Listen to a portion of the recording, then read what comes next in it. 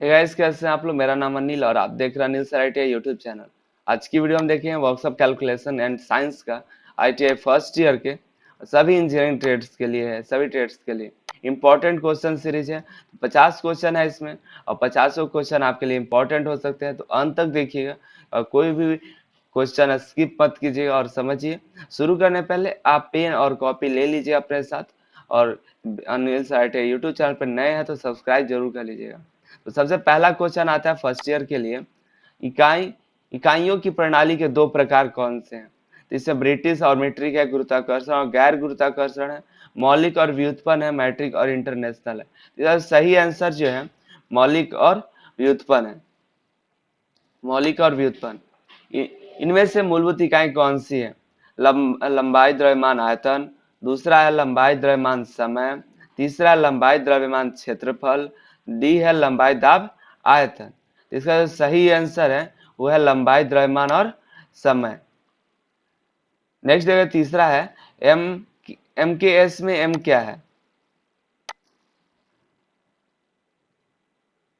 मिल है, मीटर है, मिलीमीटर है, माइक्रोन है। एम के एस में एम जो है मीटर है। 1 इंच में कितना किलोमीटर होता है?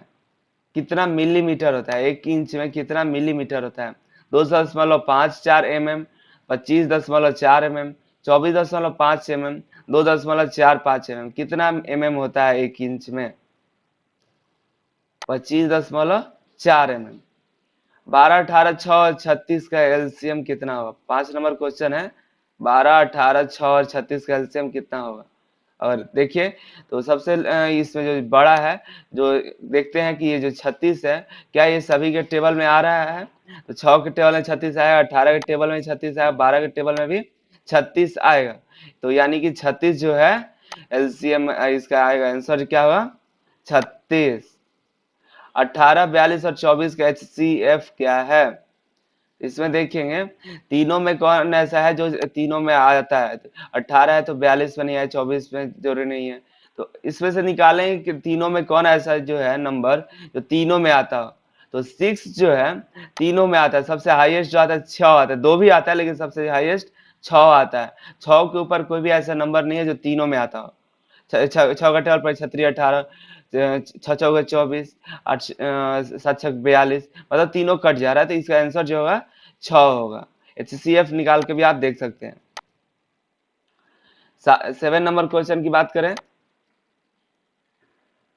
दिए गए मिश्र धातु में से अनुचित भिन्न कौन सी है? इसका भिन्न निकालना है। तो 49, 50, 51, 52। तो ऊपर 52 हो जाएगा। 52/7 क्या करते हैं कि इनको गुणा करते हैं, ये 7 को और इस 7 को गुणा करेंगे, जो आएगा उसमें 3 को जोड़ देंगे। तो 7, 49, 49, 3, 52, नीचे 7 रह जाए। तो 52/7 जो है आपका आंसर है।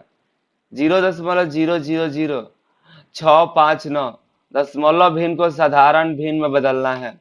दशमलव भिन्न को साधारण भिन्न में बदलना है। तो कैसे बदलेंगे? तो सिंपल है, आपको क्या करना है। देखिए 659 है, इसको पहले चेक कर लेंगे वैसे इसमें। तो देखिए पहले हमको यहाँ देख लेंगे 659 सभी में है, तो हमको देखना है 659 अगर यहाँ पॉइंट के तीसरे स्थान पर आता है तो कितने से डिवाइड करेंगे। तो देख लीजिए जितना पॉइंट के बाद 0 है ना, उतना 0 हम नीचे लगा देंगे तो हो जाएगा। जैसे कि 1 0 है, 2 3, ये चौथे नंबर 5 6, और 6 के बाद 7 8 और 9। तो इधर तीन हो गया, तो इधर हम तो कर लें 6 5 9 हो गया, हो जाएगा। और नीचे कितना पॉइंट के बाद कितना 0 पर आ रहा है, कितना नंबर आ रहा है? 3 3 6। तो इसका 6 को 0 लगा देंगे। 1 2 3 4 5 और 6। ऐसा कहीं कोई ऑप्शन में है? इसमें 3 है तो ये गलत हो जाएगा। ये कितना है? 4 है तो ये भी गलत हो जाएगा। 3 2 5 है, ये भी गलत हो जाएगा। इसमें कितना है? 3 और 3 6 है, तो ये होगा सही। कैसे सही हुआ? क्योंकि अब इसको डिवाइड करिएगा जब इसको, तो देखिए एक पॉइंट को कटाएंगे तो एक पे 0 लगाएंगे, इसको कटाएंगे तो अब यहाँ पे पॉइंट लगाएंगे, इसको कटाएंगे तो यहाँ पे पॉइंट लगाएंगे, इसको कटाएंगे तो यहाँ से 0 लिखे हैं और यहाँ पॉइंट लगा देंगे। फिर इसको कटाएंगे, यहाँ पॉइंट लगाएंगे और यहाँ पे एक 0 लिख देंगे। फिर इसको कटाएंगे तो यहाँ पे इसको 0, यहाँ पे एक 0 लगा देंगे और पॉइंट यहाँ पे लगा देंगे। तो यहाँ पे एक जीरो पहले से लगाए तो ये हो जाएगा, सेम इस तरह दिखाई दे रहा है। देखिए तो 3 गो जीरो है, 6 5 9, यानी कि आंसर जो सही है। इसको आप नॉर्मली आप डिवाइड या मल्टीप्लाई भी कर सकते हैं, डिवाइड कर दीजिएगा तो तब पर भी हो जाएगा। अब सरल करना है 9 को, 9 नंबर है, इसको सरल कीजिए, सिंपल है। तो भाग दीजिए, भाग देना है। इसको भाग देने के लिए आपको कुछ नहीं करना होता है। 20/31 है, तो हमको क्या करेंगे, इसको 62 को उलट देंगे। 20 बटा में 31 है, और इसको भागा है तो इसको गुणा के चिन्ह में बदल देते हैं। जब भागा दीजिए इस तरह से रहेगा, फ्रैक्शन के रूप में रहेगा, तो इसको भागा गुणा में कर देते हैं। और जो 62 है, जो दूसरा नंबर है ये वाला, इसको हम 62 को ऊपर और 15 को नीचे भेज देते हैं। तो 62 बचा में 15 कर देंगे, तो इसको चेंज कर लेंगे। तो 31 दूनी का हो जाएगा 62, और ये 15 हो जाएगा 3 बार में, और ये हो जाएगा 5 4 बार में। तो 4 दूनी का 8 हो जाएगा, 8/3। देखिए सही से इसे नहीं लिखा रहा है, क्योंकि हम माउस यूज कर रहे हैं लिखने के लिए, तो इस पर ध्यान ना दीजिएगा। और 3 का टेबल अब इसका और भी फ्रैक्शन में करना है, तो इसको क्या करेंगे, इसको डिवाइड कर देंगे। तो 3 को डिवाइड करेंगे तो 3 2 जा 6, और ऊपर बचेगा 2। तो 2 2/3 आ रहा है किसी में, 2/3। डी जो है इसका सही आंसर है, 2/3। 10 नंबर समझ में आ गया, सभी क्वेश्चन समझ में आ गया। अब नेक्स्ट देखते हैं 11 नंबर क्वेश्चन। ये 11 नंबर है, इसको और इसको गुणा करना है। तो गुणा करने का बहुत ही आसान है, इसमें कुछ करना नहीं है। एक और सिंपल ट्रिक बता दे रहे हैं क्या करना है। इसे देखिए, सबसे पहले हम इसको, ये जो 5 है और 3 को गुणा कर लेते हैं। ये 5 है, इस 5 को और ये 3 को गुणा करें तो 5 3 15 हो जाएगा, 15 लिख लेंगे। अब हम देखेंगे इसमें कितने पॉइंट के कितना के बाद पॉइंट लगा हुआ था। 1 2 3 के बाद पॉइंट लगा है 3, और इधर 1 के बाद लगा हुआ पॉइंट, तो कितना हो जाएगा, 3 1 4, कितना हो जाएगा, 4 के बाद। वैसे 3 गो 1 2 और 3, और यहाँ पे देखेंगे अब लगा देंगे इसमें 3 गो पॉइंट, 0 के बाद 1 2 3 गो, 3 गो हो गया, 3 गो के बाद है, तो अब यहाँ पे पॉइंट लगा देंगे, हो जाएगा। इसका जो आंसर कहाँ है, कौन सा है, तो ये है 11 का ए। बहुत ही सिंपल था, इस तरह से सरल करना है इसको। तो इसको जब सरल कीजिएगा तो इसका जो आंसर आएगा 13.69 आएगा। इसको मल्टीप्लाई करके और डिवाइड कीजिएगा तो 30 नंबर है। यदि किसी 225 मीटर लंबे तांबे का तार को 900 बार भागों में काटा जाए तो प्रत्येक भाग की लंबाई कितनी होगी। तो इसका जो सही आंसर जो आएगा वो है 0.28 मीटर। नेक्स्ट देखें, 529 का वर्गमूल क्या है। 529 का वर्गमूल आपका 23 है। नेक्स्ट है 0.017 का वर्गमूल क्या है। इसका जो वर्गमूल है 0.13।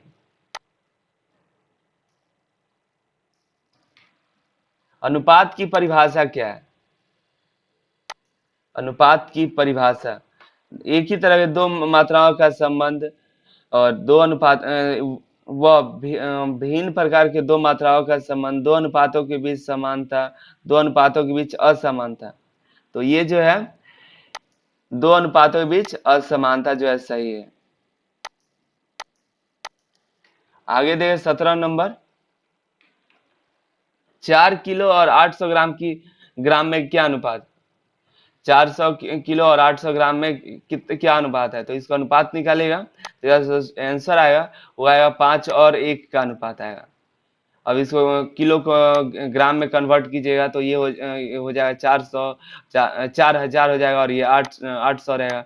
तो दोनों जब कटाइएगा तो 5 और 1 आएगा। 18 नंबर जो है 20 80 या कितना प्रतिशत है। 20 80 और है तो उसका कितना परसेंट 20 है। 80 कोई चीज 80 है, उसका 20% निकाल लेते हैं तो वो 20 कितना परसेंट होगा 80 का। अब 80 को हम मानते हैं 100% मानकर 20 को निकालेंगे, तो इसका जो आंसर आएगा ए 0.8।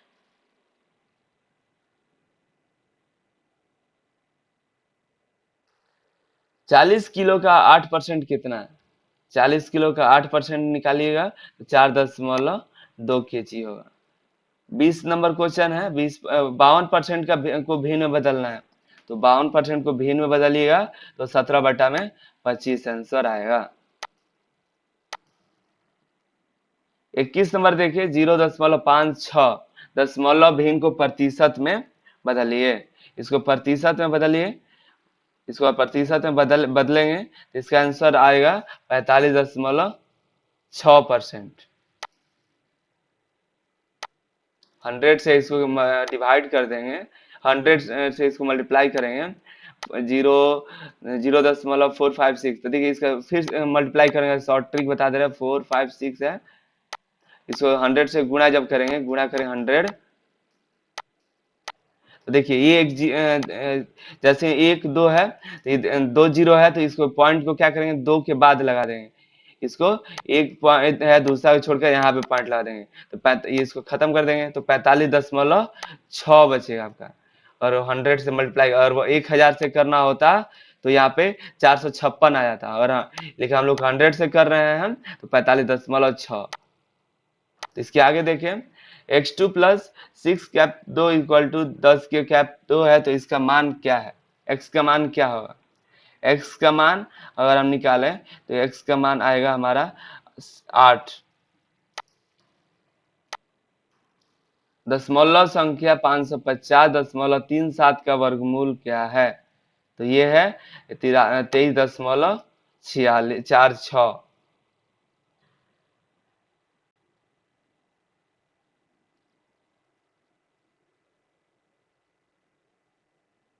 8 प्लस 18 माइनस 202 का मान क्या है? वो इसका जो आंसर आएगा वो है, ये क्वेश्चन ही गलत है, ये क्वेश्चन गलत है, ठीक है। नेक्स्ट देखिए 25,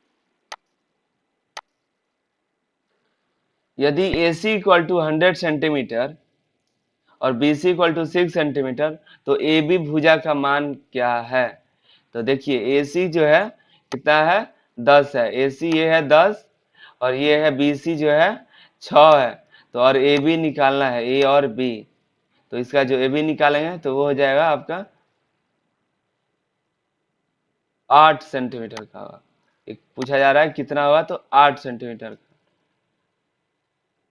अब कैसे निकलेगा ये आपको बता दे, तो देखिए क्या इसका रूल होता है कि आप 10 को स्क्वायर करेंगे, 10 दाम में 100 हो जाएगा, और माइनस करेंगे BC का स्क्वायर तो 36 हो जाएगा।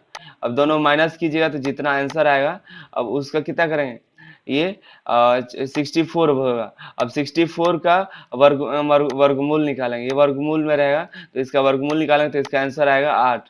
आंसर क्या है, 8। सिंपल था। नेक्स्ट देखें 26, BC इक्वल टू 15 सेंटीमीटर और AC equal to 9 centimetre, AB का मान निकालना है, उसी तरह से हम उसका जैसे निकाले थे उस तरह से निकालिए कॉपी में, तो निकालते हैं तो इसका जो आंसर आएगा 12 आएगा। 27 देखिए, यदि AB 7 सेंटीमीटर है और BC 5 सेंटीमीटर है तो भुजा AC का मान क्या है? सेम उसी तरह निकालिए 27 को भी, तो इसका जो निकालिएगा तो इसका आंसर आएगा 8.6 सेंटीमीटर।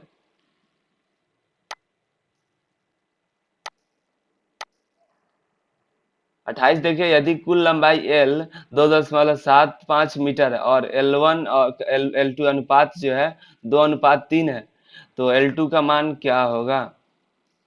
अनुपात निकालते हैं और इसका, तो इसका अनुपात आएगा 1.65 मीटर। यदि एक मैकेनिक को 8 मशीन को असेंबल करने 3 दिन लगते हैं, तो उसे 64 मशीनों को असेंबल करने में कितने दिन लगेंगे? तो इसको असेंबल करने में टोटल 24 दिन लगेंगे। यदि 180 सेंटीमीटर व्यास वाला गियर 60 mm व्यास वाले गियर पर जुड़ा हुआ है, तो बड़ गियर 60 RPM से घूमता है, तो छोटा गियर का RPM क्या होगा? तो होगा 180 RPM। नेक्स्ट देखिए 31 नंबर। यदि कास्टिंग में तांबे का वजन 42.3 किलोग्राम और टीन का वजन इतना 2.7 किलोग्राम है, तो तांबे का प्रतिशत क्या होगा? तांबे का प्रतिशत निकालना है। तांबे की प्रतिशत होगी Cu 94%। यदि एक मोटरसाइकिल टायर को 300 रुपये में बेचे जाता है, तो उसे 25% लाभ होता है, तो खरीद का मूल्य क्या होगा? ये लाभ और हानि से है, तो इसका जो आंसर आएगा वो आएगा 240 रुपये में खरीदारी का मूल्य है।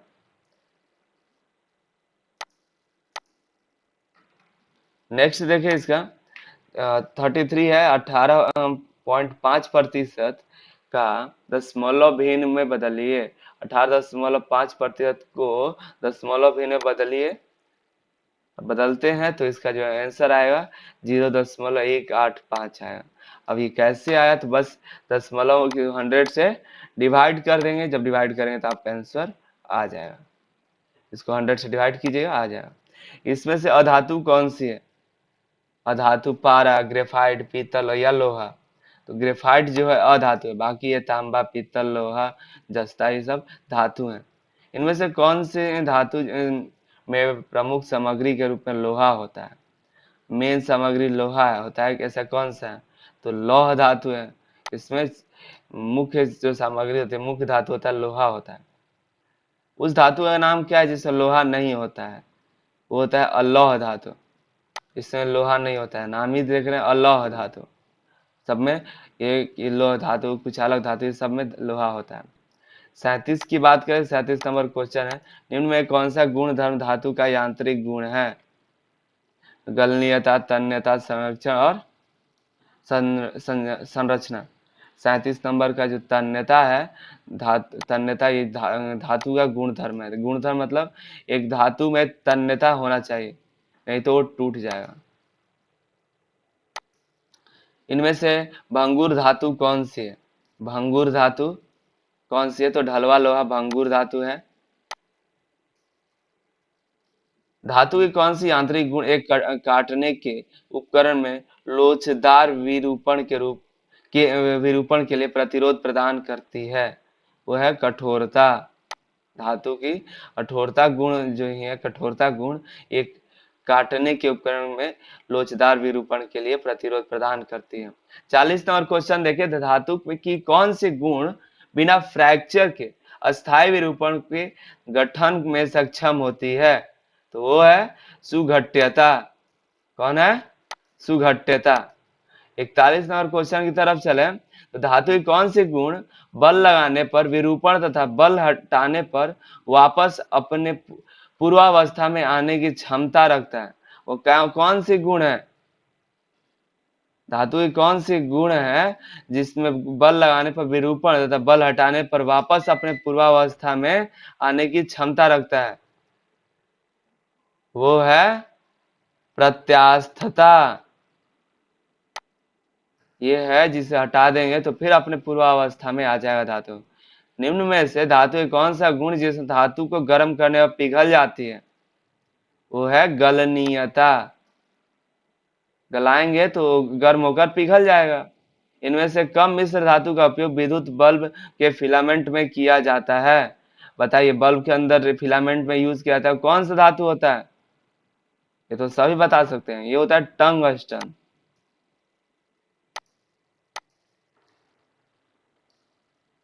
पीतल में कौन सी मिश्र धातु होती है?